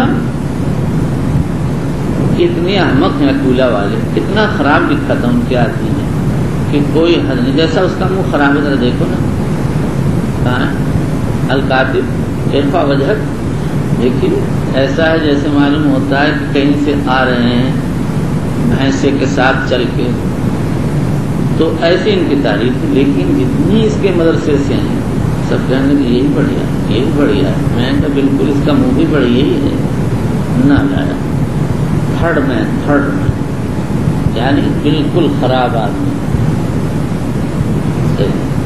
تو ایسے حسنین ہے، حسنین تو بچوں اتنا ہے، خدا کی پناہ سانپ کی طرح غصہ آ رہا تھا، چلتا ہے یا حسنین، ارے ہے بھی حضرت کی نہیں، کہاں ہیں؟ ارے ان کی زیارت کریں آپ لوگ، ان کی زیارت میں بڑا ثواب ہے، اور جو زیارت کرے ایک رسید کر کے چل دے، 1 2 4 جہاں 10 چپت پڑیں گے عقل صحیح ہو جائے گی۔ وہ حضرت شیخ ایک قصہ سناتے تھے، ایک لڑکا تھا شیطان پڑھتا نہیں تھا، حافظ جی کو تنگ کر دیا، تو ایک حافظ جی تھے کوئی بڑے سخت، انہوں نے کہا اس کو میں پڑھاؤں گا، میرے پاس گئے، لے صبح کا وقت چھڑی اٹھائی اور 10 ماری، اچھا پڑھ لیا اس نے۔ اگلے دن آیا پھر 10 رسید کی، پھر تیسرے دن آیا پھر 10 رسید کی، تو اس نے کہا جی حافظ جی میرا قصور تو بتا دو۔ تیرا قصور کچھ نہیں، یہ تیرا علاج ہے، بس پڑھ۔ اور ایک مرتبہ حافظ حنیف صاحب رحمۃ اللہ علیہ 6 لڑکوں کو بھیجا، ہم لوگ تو گھر سے آ رہے تھے، تو دیکھا ایک نے ایک ہاتھ پکڑ رکھا، ایک نے دوسرا، ایک نے پاؤں، اور دوسرا کمر کو سنبھالتا ہے، تیسرا سر پکڑے ہوئے، اور جب وہ ٹیڑھا میڑھا ہوتا تو وہ جو کمر پر ہاتھ رکھتا تھا، اے حافظ جی بلائیں، اور زور سے روک کاٹتا تھا۔ تو خیر ہم بچے تھے، ہم لوگ بھی چھوٹے چھوٹے، ہم نے سوچا اب حافظ صاحب کو خوب پیٹیں گے، لیکن جب وہ وہاں پہنچا تو حافظ صاحب نے پتہ مارا نہیں، بس اتنا چل بیٹھ پڑھ۔ وہ واقعی حکیم، ویسے تو بیچارہ ویسے 1 کلومیٹر سے زیادہ بچے گھسیٹتے لا رہے تھے، تھک کے چورا ہو گیا تھا، کیا مارتے اس کو؟ اسی لیے مارنا چاہیے، لیکن یہ تھوڑا ہے کہ بس پیٹ ہی ڈالو۔ ہر چیز حد میں اچھی لگتی ہے۔ جیسے میں اگر ہوتا، میرے پاس کوئی مشین ہوتی، تم لوگوں کا کان کاٹ لیتا، ذرا ذرا سا سب کا کن کٹا کر دیتا پیٹ پیٹ کے۔ یہ کیا ہے آخر آپ روز کان کاٹتے ہیں، بچوں تم ٹھیک ہو جاتے ہیں۔ جو مارا گیا، کوئی شیطان ہو تو بھائی سب کو فائدہ ہو۔ جس کو حضرت مولانا رحمۃ اللہ علیہ نے پیٹا اور صبر کر لیا، اس کو علم ضرور آیا۔ تمنا کرتے تھے سمجھدار بچے کہ مولانا ہم کو پیٹے، تمنا کہ آپ نہیں، تو اب بھی تھوڑے کرتا تھا جو مارا جاتا۔ ایک لڑکے کو نٹ کر دیا، اس نے جا کے شکایت کی، مولانا مسجد میں کچھ فرمایا، کہاں ہے بلاؤ، گیا کہا دھنٹ، پڑھنے لگا کھٹا کھٹ۔ تو جب مولانا نے 2 مارا، تمچی عجیب تھی، جیسے معلوم ہوتا کوئی دشمن تھی میری، لپٹ گئی۔ تو مولانا نے کھینچا، پھر رسید کیا، میں نے کہا معاف کر دیجیے، فوراً چھوڑ دیا۔ اگلے دن مولانا بیٹھے ہوئے تھے، ایک کتاب تھی، اس میں لکھا ہوا تھا 1 حرف، ایک جگہ لکھا تھا معافی، اس کا کیا علاج ہے؟ نیچے اوپر جواب معافی، غلطی کرے تو معافی، کسی کا حق نہ دے پایا تو اس سے معافی، تو اس طرح۔ تو میں نے بھی ایسے نکالا، مولانا مجھے دیکھ کے ہنسے، فرمایا اسی وجہ سے تو تم کل بچ گئے۔ بچوں مولانا مارتے تھے، ہم لوگ بھول جاتے ہیں، اور یہی علامت سعادت کی۔ جب استاذ کے پیٹنے کو بھول جائے تو سمجھو کہ لڑکے کو کچھ ملے گا، اور جو لڑکا مار کو یاد کرے اس کو کچھ نہیں ملتا۔ نہ مار مقصود ہے اور نہ مار مذموم ہے، دونوں باتیں۔ ضرورت کے وقت مارنا چاہیے، ویسے بے ضرورت میں پیٹنا چاہیے۔ کہ بہاری کو ہرگز نہ مارے، ان کو باقاعدہ حجرے میں بند کر دے اور کھانا وہاں نہ پہنچائے، 3 دن تک ان کو بھوکھا رکھے، اور ایک طرف تو حمام ہو تاکہ ان کو ہگنا موتنا ہو تو وہاں جائیں۔ بس اب جب کھولے جائیں گے، ہر بہاری کا منہ ایسا ہوگا، دیکھیے بچے دیکھو اس کا منہ کالا ہو گیا، کالا ہمارے غصے کے۔ وہ لڑکا ہے نا کہاں، عجائبات، کاتب العجائبات کہاں ہے بھائی، اس کا بھی منہ عجائبات ہے، ایک دم آنکھ ٹیڑھی ہے، اور رات آپ نے کافی لکھا ہے، میں نے، لیکن میں سمجھ گیا اس کی آنکھ ٹیڑھی ہے، اس نے حرکت ضرور کی ہوگی۔ 1 2 3 4 5 6 7 9 10 ارے کتنا گنوں 20 سے زیادہ غلطیاں ہیں. تو میں سمجھ گیا تھا کہ اس کی عقل وقل تو ہے نہیں, تو خود ہی کرو. محنت کی میں نے پھر اس کو الٹا پلٹا, لیکن پھر بھی اس نے کر دیا. بچوں پورا صفحہ میں کہاں نقل کرتا, اب بھول جاؤں گا تھوڑے دن میں اگر نہ ہو. 2 سال دیکھتا رہا اس نسخے میں پرانے میں پڑھاتا تھا. اور یہ بالکل بچوں ایک کام نہیں کیا, اس کو تو میں پسند ہی نہیں کرتا. تھرڈ ایئر میں اس کا نام لکھ دیا, اس کو بالکل نہیں پسند کرتا ہوں, مجبوراً لکھواتا ہوں حسان کی وجہ سے. حسان نے کہا تو لکھ دے گا. میں نے کہا اچھا چل تو بہاری ہے, بہاری کو کہہ کر تیرے جیسے سب تھوڑے ہیں سمجھے. وما کل مخزوب البنان بسنۃ ولا کل مسبوق الحدید ایمانی. جو انگلیوں کو مہندی لگا لے وہ تھوڑے معشوقہ ہے, اور جو چمکدار تلوار ہو وہ سیف ایمانی تھوڑے ہو جائے گی. ہر ایک میں جوہر ہونا چاہیے. تو اب ومل حسنین حسان, حسنین حسان تھوڑے ہے. اب اس کو بڑا افسوس ہو رہا ہے کہ ساری دنیا میں مجھ کو کہہ ڈالا ہے ہی تو تھرڈ, کوئی کیا کرے. وہ اینٹ مڑوڑا جو کاتب ہے اس کو اس کے پاس بٹھا کر تاکہ یہ اور پھونکے, دیکھ دیکھ کیوں ہی پھونکتا رہے گا, جلتا رہے گا. جل جل کے جب یہ راکھ ہو جائے تو سنڈاس میں لے جا کے پھینک دو کہ لو بھائی. بتا تم بچوں بتاؤ, انسان کے کمال کی قدر کی جاتی ہے, اسے جلنے سے تم کو کیا ملا. ایک آدمی اچھی نماز پڑھ رہا ہے, آپ کو خوش ہونا چاہیے, اس کی نقل نماز کی کرنا چاہیے, آپ بھی اچھی پڑھ لیں. کہ کیا ہے کہ اس کی اچھی نماز دیکھ کر کے آپ جلنے لگے, پھونکنے لگے. اکثر بہاریوں بنگالیوں میں پھوکیدن بہت ہے. یہ پھوکیدن کیا ہے, جلنا. یہ کسی کو برداشت نہیں کرتے ہیں. جہاں دیکھا ایسے دیکھتے ہیں جیسے سانپ دیکھتا ہے. یہی عیب مدراسیوں میں. یہ کیسے, یہ ان کو دیکھا نا ابھی نے, ان کی شکلیں بہت تھرڈ نمبر ہیں لوگ. کہ گجراتی خدا کے پناہ, ان کو تو نکال ہی دو, یہ ڈویژن ہی تھرڈ ہے. کہ بنارسی لا حول ولا قوت, ان کو کیا شمار کرنا. کہ بنارسی یہ بیٹھا بیچارہ, اس نے خدمت بڑی عمدہ ایجاد کر رکھی. لکڑی لے کے رکھ دیتا ہے, لکڑی پکڑا دیتا ہے, السلام علیکم. نہ پہلے ملاقات نہ بعد میں ملاقات. اس چغت کو ذرا دیکھو کہ آپ کیسے بچوں, کیسے ہم تو بیمار ہو گئے, اپنے ان بڑوں کی خدمت تو کر نہیں پائے. لیکن جب چھوٹے تھے تو اتنی سی خدمت کو وسیلہ بنا کے گھستے تھے, جیسی الٹی سیدھی ہو. اپنے سے تو ہوتا نہیں تھا, لیکن الٹی سیدھی تو کرتے ہی تھے. تو ایسے ہی چلو بس چلو. وبه قال حدثنا ابو الوليد قال حدثنا شعبة قال اخبرني ابي بن ثابت قال سمعت سعيد بن جبير عن ابن عباس رضي الله عنهما ان النبي صلى الله عليه وسلم خرج يوم اس غریب کو اتنا ڈانٹا, حسان کو, حسنین کو. بہرحال پھر بھی یہ بہت اچھا لڑکا ہے.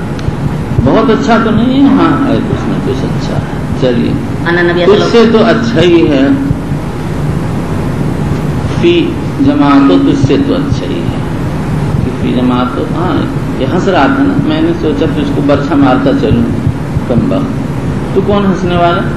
اب دیکھو اس کا منہ کیسا ہو گیا, تھرڈ نمبر. کیسا منہ بنا, کم وقت. تو کون ہے ہنسنے والا. بھائی میں کہتا ہوں اور بات, تم کہو تو اور بات. اگر میں ہنسوں گا برا نہیں لگے گا, تم کہو گے برا لگے گا. عقل سے کام کرنا چاہیے. اپنی غلطی مولانا رحمۃ اللہ نے مرتبہ مجھ سے فرمایا, اللہ نے بچایا کہ سب کا کان پکڑ کے تھپڑ مار. بچوں میں ڈر گیا کہ میری بھی تو باری آ سکتی. مارا میں نے, ہاں بس اپنا چھوٹا سا تھا ہی.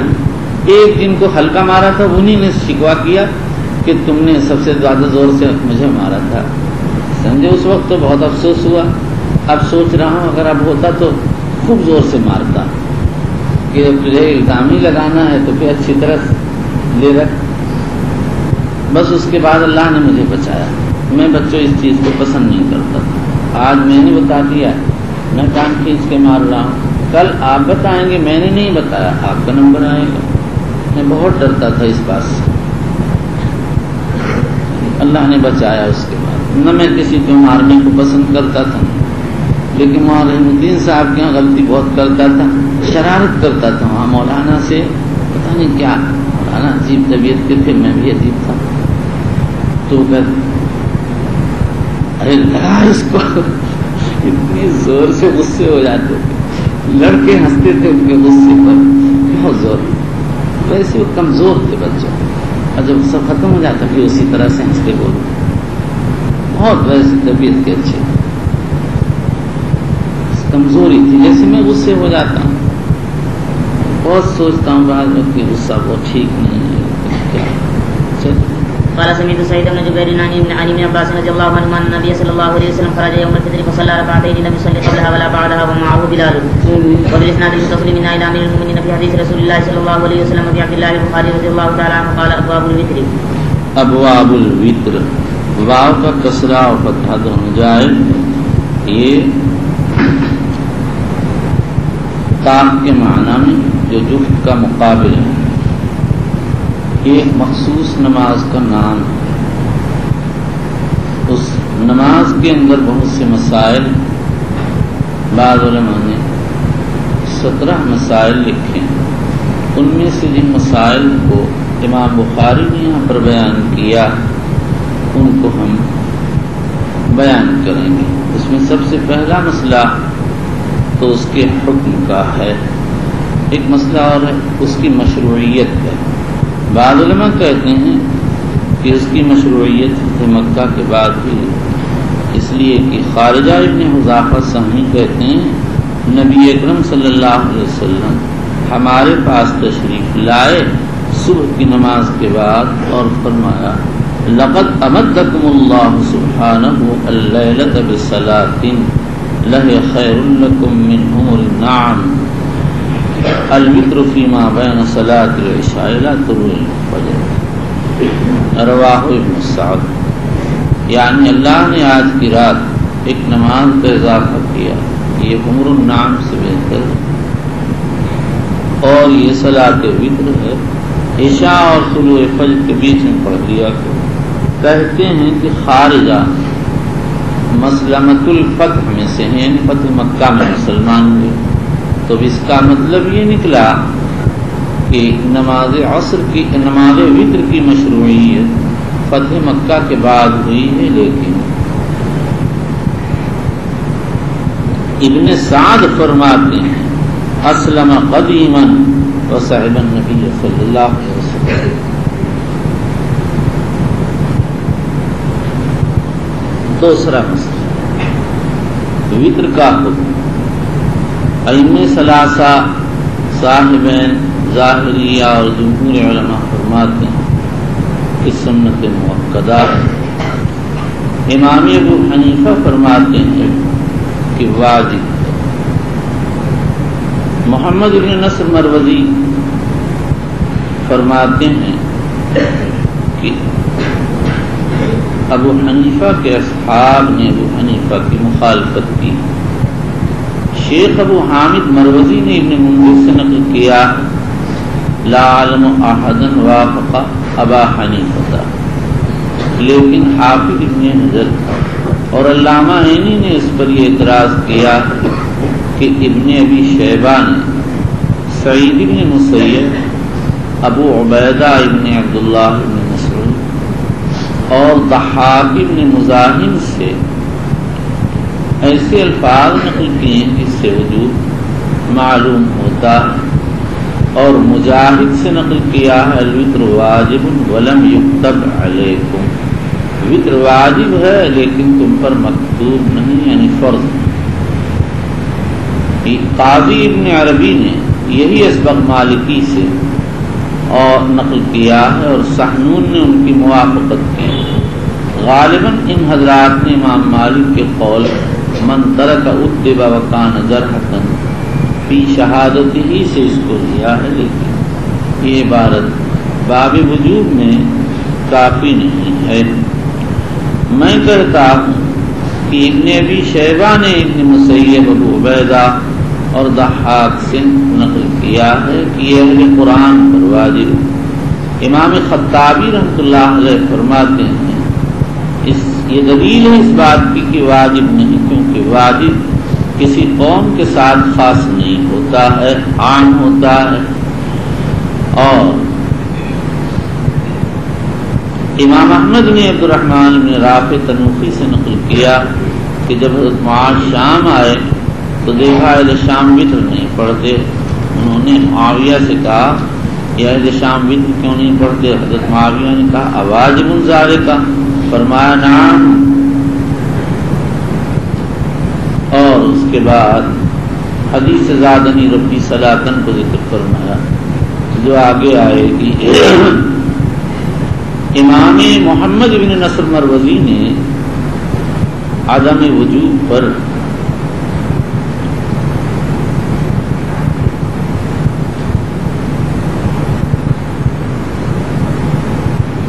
چار دلائل پیش کی۔ پہلی دلیل تو یہ ہے کہ احادیث میں یہ تصریح ہے کہ صلوات مکتوبہ 5 ہیں، اور اگر وتر کو واجب مان لیا جائے تو مکتوبات کی تعداد 6 ہو جاتی ہے۔ حنفیہ نے اس کا جواب یہ دیا کہ وتر مکتوبات میں نہیں، واجبات میں، اور واجب کا درجہ فرض سے گھٹا ہوا۔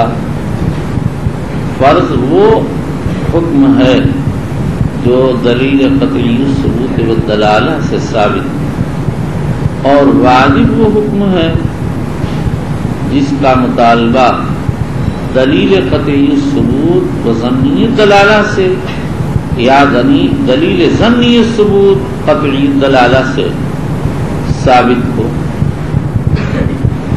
اور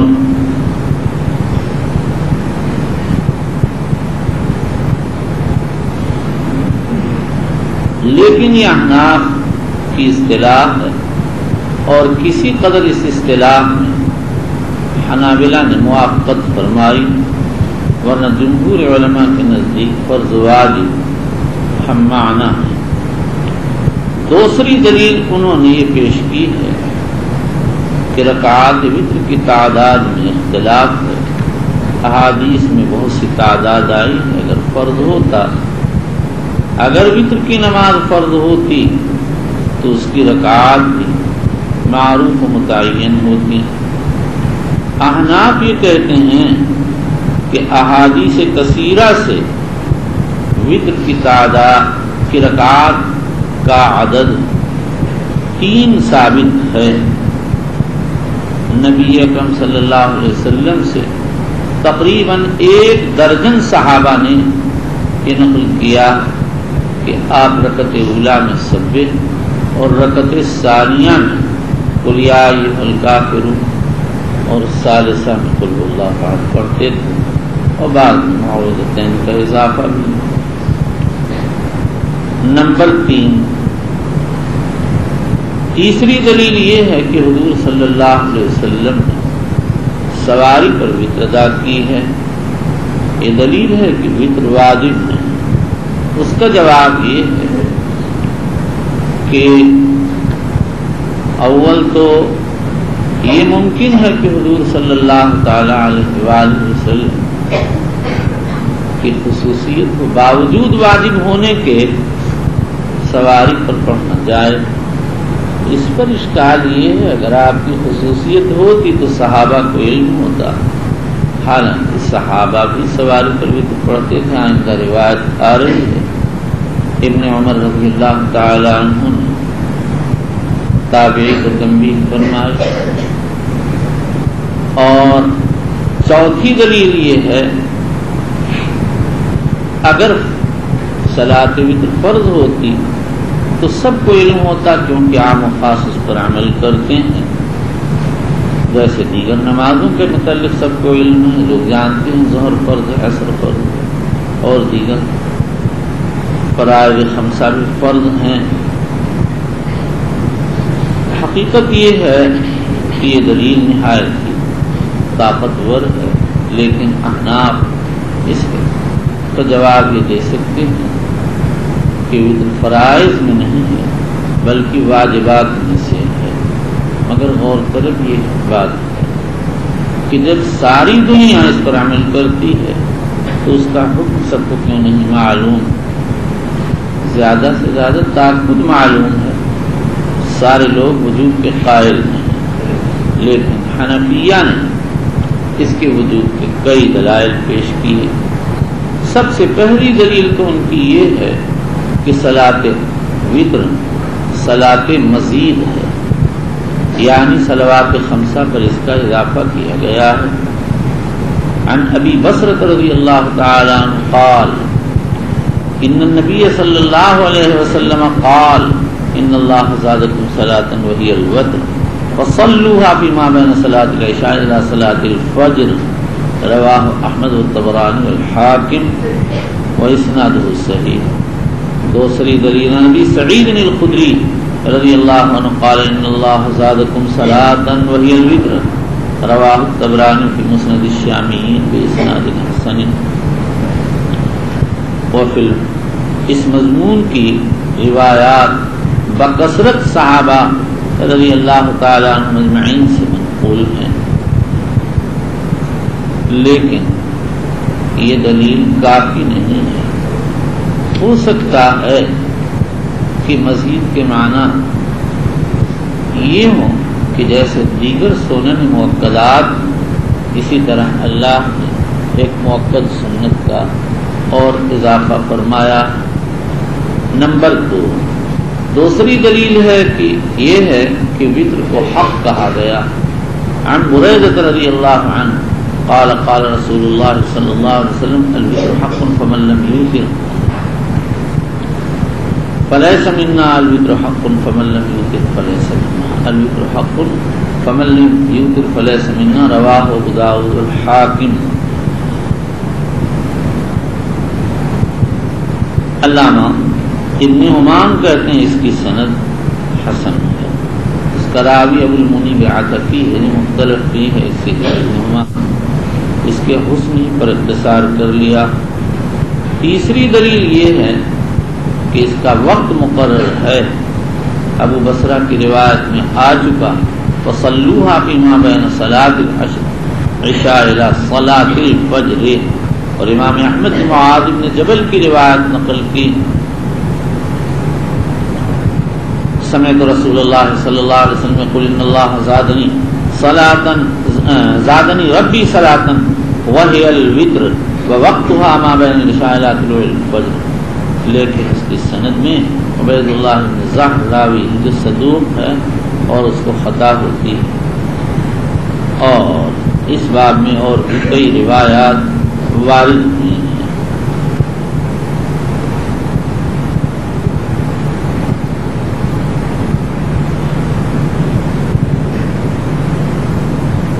لیکن یہ کافی دلیل ہے.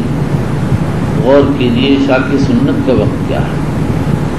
عشاء کے بعد کا وقت ہے، اور اگر کسی آدمی کی سنت رہ گئی تو جب تک عشاء کا وقت ہے اس وقت سنت پڑھ سکتا ہے. جمہور کے یہاں عشاء کا وقت تا طلوع فجر صادق رہتا ہے، لہذا اگر کسی کی عشاء کی سنت چھوٹ گئی تو بعد میں پوری کر لی.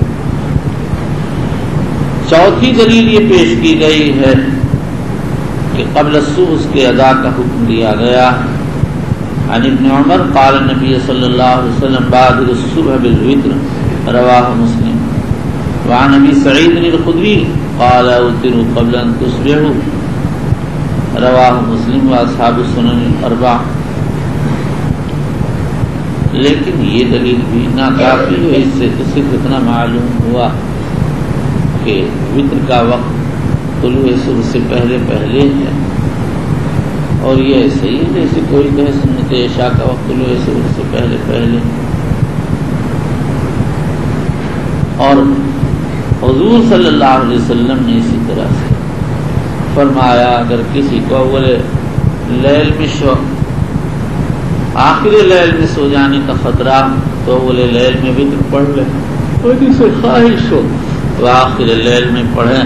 عن جابر قال قال رسول اللہ صلی اللہ علیہ وسلم خاف اللہ یقوم آخر اللیل فلیوتر اولہ ومن طمع یقوم آخر اللیل فلیوتر آخرہ فإن صلاة آخر اللیل مشہودۃ وذلک افضل۔ اسی طرح سے پانچویں دلیل ہے کہ حضرت نبی اکرم صلی اللہ علیہ وسلم نے اس کے قضاء کا حکم دیا۔ نبی سعید قال قال رسول اللہ صلی اللہ علیہ وسلم من نام عن وتره ونسيه فليصلي اذا ذكره واصبح، رواہ الدارقطنی باسناد صحیح۔ حقیقت یہ ہے کہ یہ بہت ہی طاقتور دلیل ہے، اور چھٹی دلیل یہ ہے کہ حضور نے عائشہ کو وتر پڑھنے کے لیے جگایا، اور ساتویں دلیل اس کے رکعات کے تعین ہے، حضور نے اپنی قرات سے اس کو متعین کیا۔ حقیقت یہ ہے کہ اتنے میں تو کوئی تردد ہے ہی نہیں کہ نماز وتر عام نمازوں سے ایک ممتاز اور اہم نماز ہے، اسی لیے حضور صلی اللہ علیہ وسلم نے قولاً وفعلاً اس کا اہتمام کیا، اور امام بخاری رضی اللہ تعالیٰ عنہ نے بھی اسی کو سامنے رکھتے ہوئے صلاۃ وتر کے ابواب کو الگ اور مستقل ذکر فرمایا ہے۔ واللہ اعلم۔ وأصلح لنا شأننا كله لا إله إلا أنت أما بعد۔ تیسرا مسئلہ اعداد رکعات۔ امام ابو حنیفہ ابو یوسف محمد فرماتے ہیں وتر کی 3 رکعات 2 تشہد سے موصولاً پڑھی جائیں گی۔ امام مالک رحمۃ اللہ علیہ کے یہاں 3 رکعات لیکن مفصولاً پڑھی جائیں گی، اور اگر کوئی ایک رکعت پر اکتفا کرے گا تو کراہت لازم آئے گی۔ امام شافعی رحمۃ اللہ علیہ فرماتے ہیں 1 سے 11 تک جائے اور وصل و فصل دونوں جائے، اور اولا فصل۔ امام احمد بن حنبل فرماتے ہیں 1 سے 11 تک جائے اور وصل و فصل دونوں جائے، لیکن اگر آدمی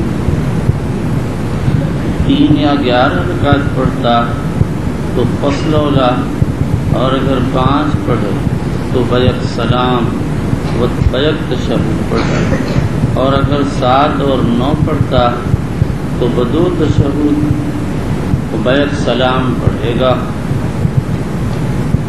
جمہور علماء کی دلیل ابن عمر رضی اللہ عنہ کی روایت صلاۃ اللیل مثنی مثنی فاذا خشی احدکم الصبح صلی رکعۃ واحدۃ یوتر لہ ما قد صلی ہے۔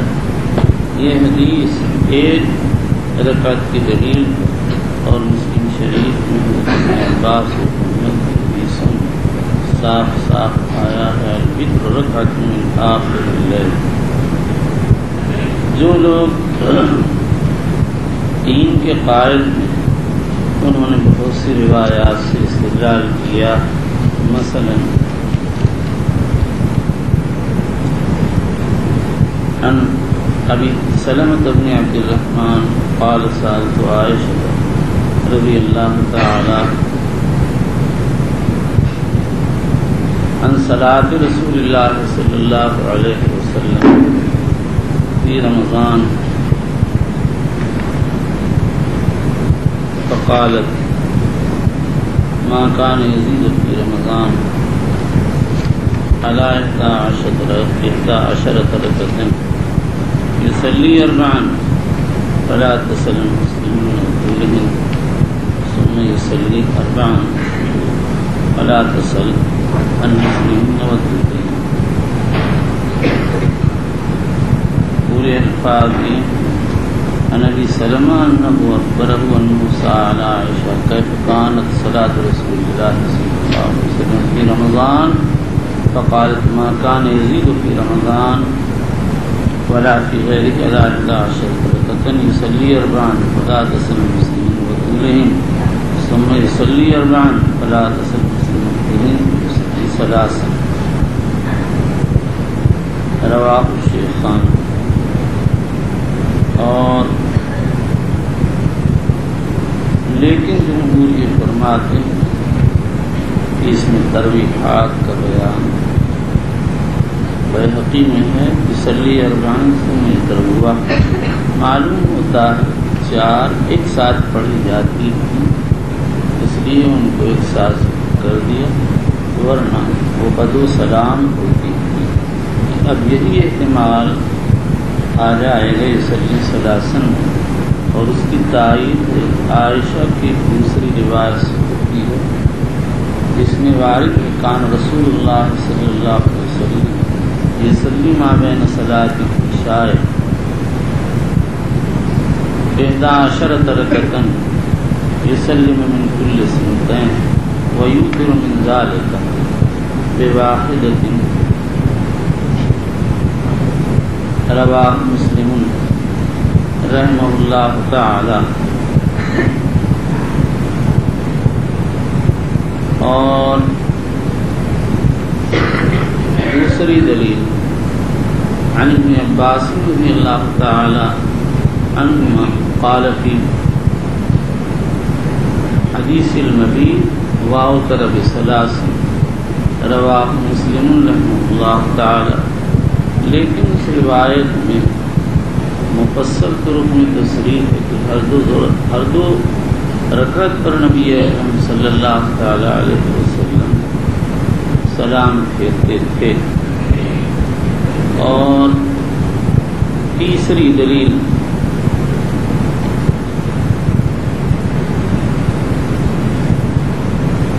عن عائشہ رضی اللہ تعالی عنہ وذكرت الحديث ثم قالت ثم اوتر بثلاث لا يفصل بينهم. رواه احمد باسناد معتبر. چوتھی دلیل عن ابی بن کعب ان رسول اللہ صلی اللہ علیہ وسلم كان يصلي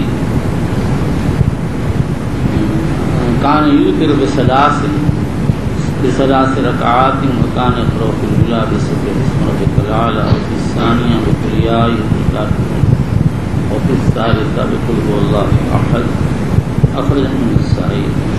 وفي لفظ له ولا يسلم إلا في آخرهن. اور چوتھی دلیل پانچویں دلیل عن عمرة عن عائشة رضی اللہ تعالی عنہ ان رسول اللہ صلی اللہ علیہ وسلم كان يوتر بثلاث يقرأ في الركعة الأولى بسبح اسم ربك الأعلى وفي الثانية بقل يا أيها الكافرون وفي الثالثة قل هو الله أحد المعوذتين. رواه الدارقطني والطحاوي وابن حبان والحاكم بسند صحيح. اور اس کے علاوہ 3 رکعت کی بکثرت احادیث وارد ہیں. حنفیہ ان سب کو ان کے ظاہر پر محمول کرتے اور کہتے ہیں کہ 3 رکعات موصولہ ہوتی ہے. لیکن اس پر یہ اشکال کہ بعض روایات میں حضور صلی اللہ علیہ وسلم سے 3 رکعت کی ممانعت وارد ہوئی ہے اور ارشاد ہوا لا توتروا بثلاث ولكن اوتروا بخمس وسبعین وتسع. رواہ الدارقطنی ابن حبان وغیرہ.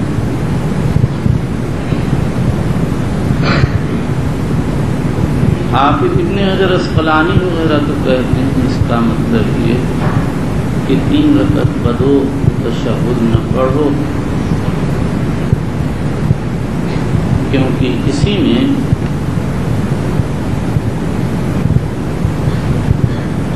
مشابہت لازم آتی ہے مغرب کی اور اسی میں اشکال پیدا ہوتا ہے. بلکہ بدو سلام پڑھو مگر یہ بالکل ہی خلاف ظاہر ہے.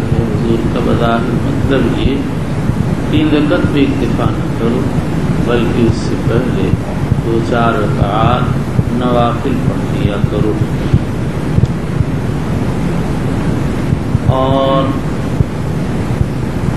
جو حضرات اس بات کے قائل کہ 5 رکعت پڑھی جائے گی، عائشہ کی ایک روایت سے استدلال کرتے ہیں کان رسول اللہ صلی اللہ علیہ وسلم یصلی من اللیل 13 رکعۃ یوتر من ذلک ب5 لا یجلس فی شیء الا فی آخرها، رواہ مسلم۔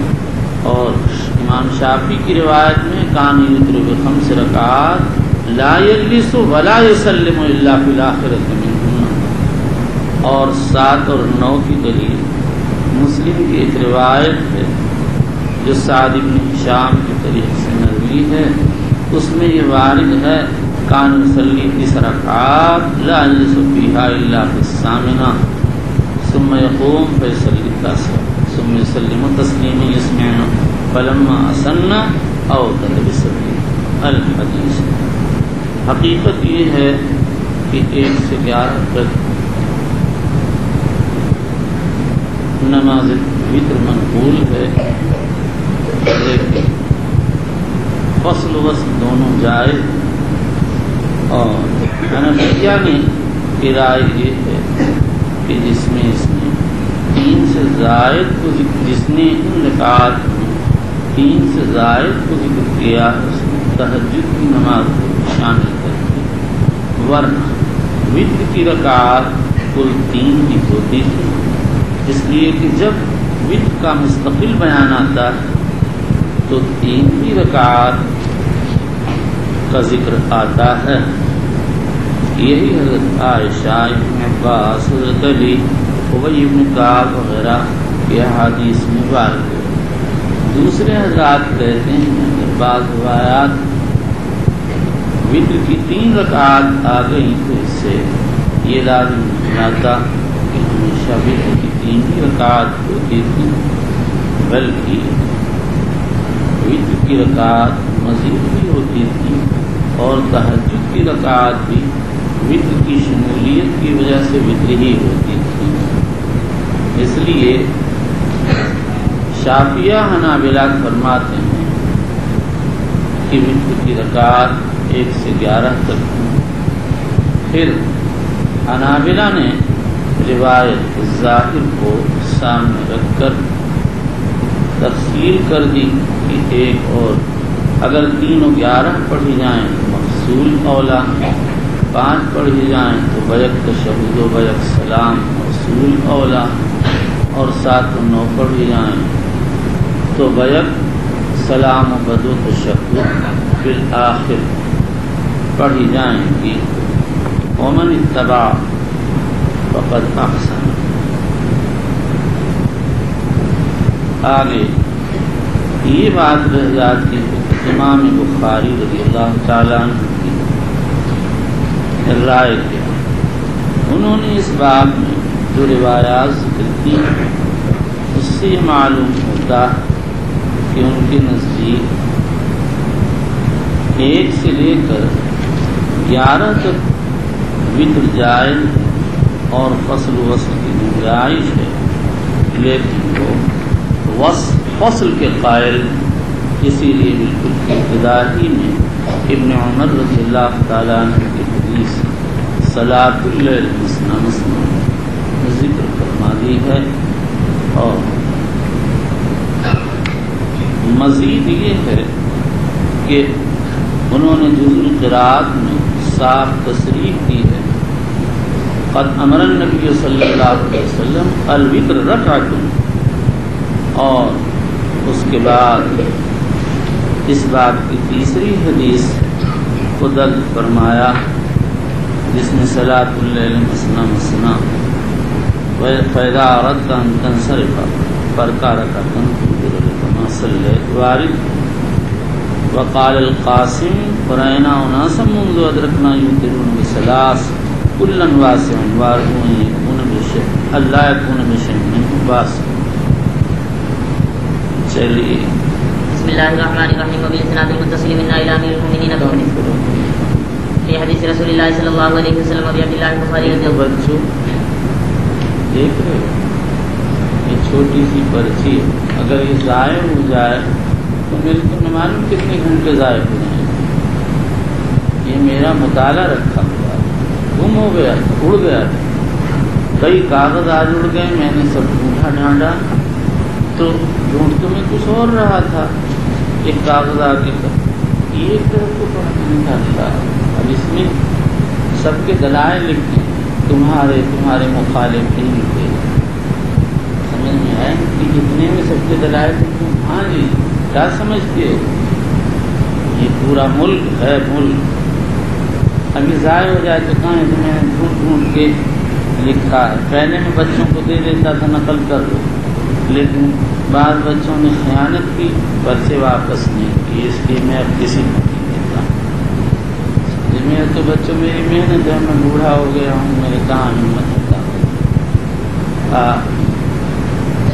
حضرت اکتب الکاتبین صاحب ٹیڑھی آنکھ والے سے لکھوایا ایک عبارت بچوں، میں نے سوچا کہ 10 منٹ میں تصحیح کر دوں گا، اس کی پورا گھنٹہ تصحیح کیا، ہر جگہ حضرت نے اصلاحی قلم چلایا، ہر جگہ اصلاح کر دی، اصلاح کہیں بڑھا دیا، کہیں گھٹا دیا، کہیں بدل دیا، سمجھتے ہیں کہ اب نیا زمانہ چیز نہیں آنی چاہیے، ماڈل بدلتا جا رہا ہے، ابن خزیمہ کو ابو خزیمہ بنا دی، اور پتہ نہیں کیا کیا اس نے اصلاح کرتے کرتے پورا 1 گھنٹہ لگ گیا، ہمیں کیا کریں، پھر وہ کتاب میں ان لوگوں نے مولانا اسماعیل صاحب رحمۃ اللہ علیہ کا ہم انہوں نے کمال کر دیا، سب چھوڑ دیا، تو میں تھوڑا تھوڑا لکھ رہا، میری کہاں آنکھ ہے بھائی، نہ میری جان ہے،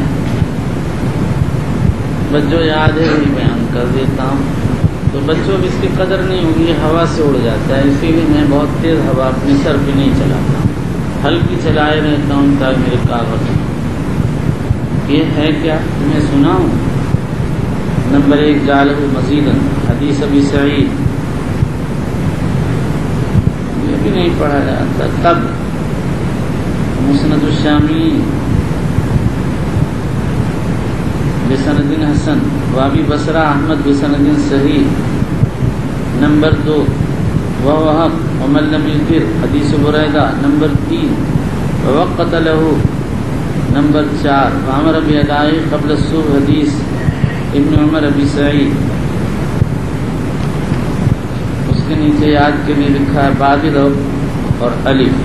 اب تم کیا سمجھو گے کہ یہ کیا ہے، یہ اشارات، یعنی پہلے کا لفظ ہے بعد الصبح بالوتر، اور دوسرے کا لفظ ہے اوتروا قبل ان تصبحوا، بھول جاؤں گا تو اس لیے اشارے لکھتا ہوں، تمہارے تو بابا بھی نہیں اس کو پڑھ سکتے ہیں، جب جوان تھے بچوں تو سب بہت پوری تفصیل یاد رہتی تھی، ایک لفظ لکھتے تھے بال ایاس، بس پوری بحث یاد آ جاتی تھی، یہ لکھا تھا، تھوڑا ہے بھائی، عمر بڑھتی ہے، طاقت گھٹتی ہے، چلنے کے دن قریب ہیں، یہی نہیں معلوم ہوتا کہ کیا سال ہے، مجھے تو شاید 3-4 سال اور مل جائے، لگتا یہی ہے کہ 3-4 سال میں اور زندہ ہوں۔ ویسے درخواست بڑھاتا رہتا ہوں بڑی سرکار میں کہ میری تھوڑی عمر تقویٰ، ایمان، عمل صالح کے ساتھ بڑھائی جائے، باقی تو منظوری تو ان کی ہے، اس قابل کہاں، بس مولانا صدیق صاحب نے بھی درخواست پیش کی تھی، منظور نہیں ہوئی، خود ہی کہہ دیا تھا درخواست پیش کی تھی لیکن منظور نہیں، لیکن سب جگہ نہیں کہتے تھے، اتفاقاً کہیں تقریر کر رہے تھے، اس میں ایک لفظ گھسا دیا اور نکل گیا، مولانا کا خادم تھا، اس نے مجھ سے نکل دیا، مولانا نے اپنا خواب سنا تو فرما بھی رہے تھے، اس سے سمجھ میں بھی آ رہا تھا بس اب بالکل وقت قریب ہے، میں نے کہا ابھی کہاں جا رہے ہیں، مگر وہ اللہ کے سامنے کس پیچھے، مجھے بھی ایک آدمی بلانے کے لیے آیا تھا قریب میں نے کہا بھائی مجھے ذرا نماز پڑھنا ہے، بس اتنا وقت ملا ہوا، ایک مرتبہ اور ایسے ہی ہوا، تو میں نے بس کیا بتاؤں، میں نے دیکھا میری روح نکالی جا رہی، میں نے کہا تھوڑا مجھے اگر وقت دے دیا جائے تو میں 2 رکعت نماز پڑھ لوں کہ اچھا جاؤ، تو 2 رکعت نماز کا وقت ملا ہوا، اللہ میاں کہیں کہ 2 رکعت تو بہت لمبی ہے نا، لیکن اب نہیں لگتا، بچوں میں بہت بیمار ہوں، ڈاکٹر نے دیکھا، اس نے کہا اندر سب زخمی ہے پورا. جو بہت بڑا ڈاکٹر ہے پھیپھڑے کا، ٹی بی کا، اس نے کہا یہ سب اندر زخمی ہے. یہ تو میں حدیث کی برکت سے چل رہا ہوں. حدیث میں بڑی برکت ہے، یہ طاقت پہنچاتی ہے، اسپرٹ دیتی ہے. کہاں اس قابل. ایک صاحب کہنے لگے جو آپ بتاتے ہیں لکھ دیجیے. ان کا بچوں لکھنے کا سلیقہ ہوتا تو نہ لکھے ہو، جو اللہ کو منظور ہے. ایسا لگتا ہے جیسے کوئی غلطی ہوئی، کوئی فخر کا کلمہ کہہ دیا، کوئی ایسی بات کہی جو نہ کہنے کی تھی، کسی کی تنقید ہو گئی. بہت توبہ کرتا ہوں بچوں، بہت استغفار کرتا ہوں اپنے بڑوں کے لیے، مستقل دعائے مغفرت مثال ثواب کرتا ہوں تاکہ جس کے ساتھ جو کوئی کوتاہی ہو اس کا کفارہ ہو جائے. کیا ہم کہاں اس بار تم لوگوں سے چندہ کرتا ہوں، ہر سال لڑکوں سے چندہ لیتا ہوں. میں آیا، ہاں ایک لڑکے سے دوستی کی، بتا بھی دیا میں نے کہا بھائی دوستی کی ہے مطلب کی میرے لیے قرآن پڑھنا. کہتا ہے اچھی بات. ایک اور صاحب سے دوستی کی تھی، ان سے بھی تھے بڑے خوبصورت سے، ابھی آئے تھے. میں نے کہا بھائی میرے لیے تو قرآن پڑھو، میری تو دوستی مطلب کی ہے.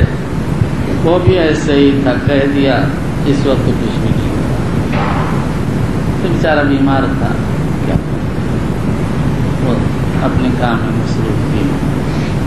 سب کی اپنی ضرورتیں ہیں، بس یہی ہے. میں یہ سمجھتا ہوں اللہ کراتے ہیں، 1000 آپ وعدے کر لیں اور اللہ نہیں چاہتے ہیں پھول ڈال دیں، آپ کیا کریں. اگر اللہ چاہتے ہیں نا سب کچھ ہو جاتا ہے. اللہ ہی کا اثر ہے جان وما تشاءون. چلیے بسم اللہ الرحمن الرحیم. وبالاسناد المتصل بنا الى امیر المؤمنین فی حدیث رسول اللہ صلی اللہ علیہ وسلم. بچوں ان کا کان کھینچا کرو تم لوگ. جب یہ رات میں چلتا نظر آئے تو ابھی چیخے گا تو ایک کان کھینچے، دوسرا کیا کوئی جن لگ گیا ہے تم کو. ایسا کہ کیوں جب یہ بہت تنگ ہو جائے تو کہ آپ غلط کیوں پڑھتے ہیں، آپ اتنے بڑے ہو گئے غلط پڑھتے ہیں، کان کھینچے گا آپ کا. اور یہ غیبی سزا مقرر ہو گئی ہے. اب استاد نہیں کھینچتے، غیبی کان کھینچتا ہے. پتہ نہیں کون کھینچ لیتا ہے. بالکل ایسا لگتا ہے جیسے پمبا کم وقت کے پمبا جانتا ہے دنیا. چلیے بسم اللہ الرحمن الرحیم. وبالاسناد المتصل من الى امیر المؤمنین فی حدیث رسول اللہ صلی اللہ علیہ وسلم. ابی عبداللہ البخاری رضی اللہ تعالی عنہ قال بسم اللہ الرحمن الرحیم باب ما جاء فی الفطر. وبه قال حدثنا عبد الله بن يوسف قال اخبرنا مالك عن نافع عن عبد الله بن دينار عن ابن عمر رضي الله عنهما ان رجلا سال النبي صلى الله عليه وسلم عن صلاه الليل فقال رسول الله صلى الله عليه وسلم صلاه الليل مثنى مثنى فاذا خشي احدكم الصبح صلى ركعه واحده توتر له ما قد صلى. وعن نافع ان عبد الله بن عمر كان يسلم بين ركعه وركعتين في الفجر حتى يامر ببعض حاجته.